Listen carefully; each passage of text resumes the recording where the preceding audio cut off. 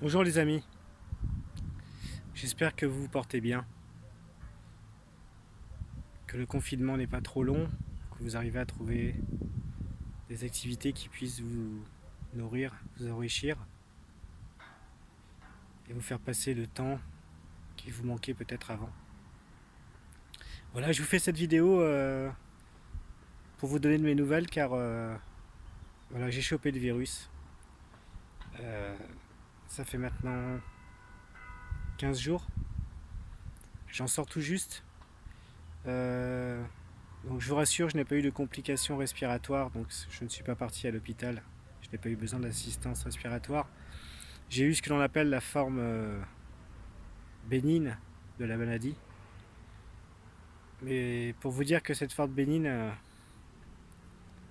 eh ben, elle n'est pas facile. Voilà, je vous explique un petit peu en gros. Je suis arrivé ici, dans cette magnifique maison, euh, auquel mon ami Jeff m'a proposé de venir passer le confinement. J'ai beaucoup de chance de pouvoir être dans cette magnifique maison, avec ce magnifique jardin, avec une vue mer pas croyable, vue sur la mer et la montagne.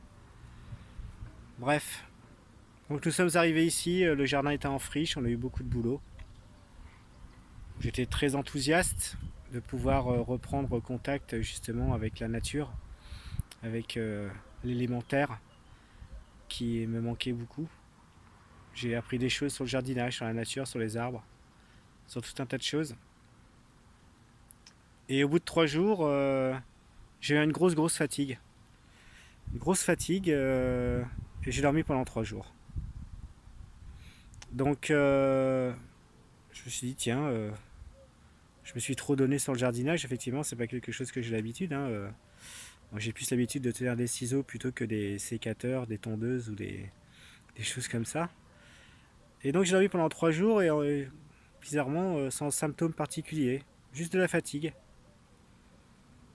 Et puis en me disant que bon, ça doit être l'accumulation de la fatigue de, je sais pas, de ces derniers mois, de ces dernières années. Émotionnellement parlant, ça n'a pas été facile effectivement. Euh, Donc je me suis dit, bon, c'est l'accumulation de tout ça, une mauvaise hygiène de vie, etc. Mon corps a besoin de repos, c'est fait. Parce qu'au bout de 3 jours, eh ben, boum, d'un coup, ça allait beaucoup mieux. Ça allait beaucoup mieux au point que on avait commencé à fabriquer un terrain de pétanque, qu'on a d'ailleurs bien terminé. On s'est fait des parties de pétanque, on a continué à jardiner, une petite partie de belote le soir. Enfin bref, cool quoi. Franchement, j'ai de la chance. J'ai vraiment de la chance. Et au bout de 3 jours, boum, grosse fatigue. Mais cette fois-ci avec des maux de tête pas croyables. Et s'en est suivi donc 5 jours et 5 nuits non-stop de fièvre, de maux de tête, de courbatures, de tout. Je n'avais plus aucune énergie, plus rien du tout. Zéro. Une loque, une vraie loque. Je ne pouvais plus rien faire. Même envoyer un texto pour mes très proches, c'était un effort surhumain. Franchement, j'ai vraiment cru que j'allais crever. J'ai passé des moments très difficiles, puisque forcément seul, puisque nous sommes confinés à 5 dans cette maison. Je suis donc resté seul dans cette chambre pendant 5 jours et 5 nuits. Bien évidemment sans manger, puisque je n'avais aucun appétit. J'ai bu que de l'eau, de l'eau sucrée un petit peu, que je buvais même aussi péniblement. Avec, forcément, j'ai appelé un médecin sur Doctolib qui m'a fait une consultation par internet, qui m'a dit que c'était les symptômes du virus. Euh, Et puis que tant que j'avais pas de problème respiratoire important, que j'avais pas de difficulté à respirer, il n'y avait pas lieu d'appeler le 15 qu'on vienne me chercher, etc. Ce que je comprends tout à fait parce que je n'avais pas du tout envie d'encombrer les services d'urgence et de réanimation qui sont débordés pour des cas beaucoup plus graves. Euh, voilà, donc s'en est suivi au bout de, je sais plus, je crois la 5e nuit ou la 6e nuit, des vomissements en pleine nuit, terrible. Donc plus aucune énergie, plus aucune force, plus rien. J'ai vécu les choses dans mon corps et dans mon esprit où j'ai vraiment pu voir en fait tout le côté obscur des choses, de la vie, de la société, etc. Ce qu'on pourrait appeler la nuit noire de l'âme un petit peu, de mon âme en tout cas. J'ai vu aussi la lumière, l'espoir. C'est ce qui m'a permis bien évidemment de pouvoir remonter à la surface parce que je suis descendu vraiment très bas. Et donc c'est pour ça que je me fais votre vidéo, parce que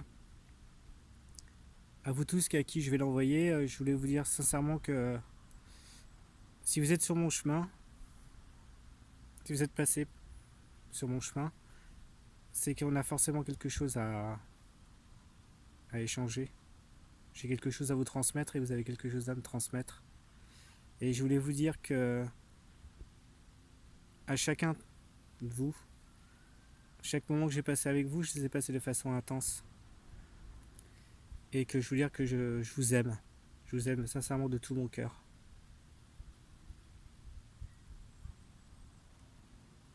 Et que maintenant que je suis en retour dans ce lieu tellement serein, où je peux maintenant aller mieux, me donner à des occupations qui me plaisent, telles que la méditation, la lecture, la musique, passer du temps avec moi-même tout simplement, apprendre à me connaître et à m'aimer aussi. Vous dire que prenez soin de vous, prenez soin de vous, de vos proches, suivez bien les consignes. J'ai une énorme pensée aussi pour mes copines et amis qui élèvent leurs enfants seuls, auxquels ça ne doit vraiment pas être facile, et auxquels s'il leur arrivait une chose comme il m'est arrivé à moi, ça ne doit vraiment pas être évident. Donc j'ai une pensée pour vous tous et toutes, et puis vous dire voilà que ça va mieux, quoi. Voilà, et en même temps vous découvrez aussi ma nouvelle coupe de cheveux version confinement. C'était un essai, on a bien rigolé en faisant ça d'ailleurs. Donc voilà, je vous embrasse bien fort. À bientôt.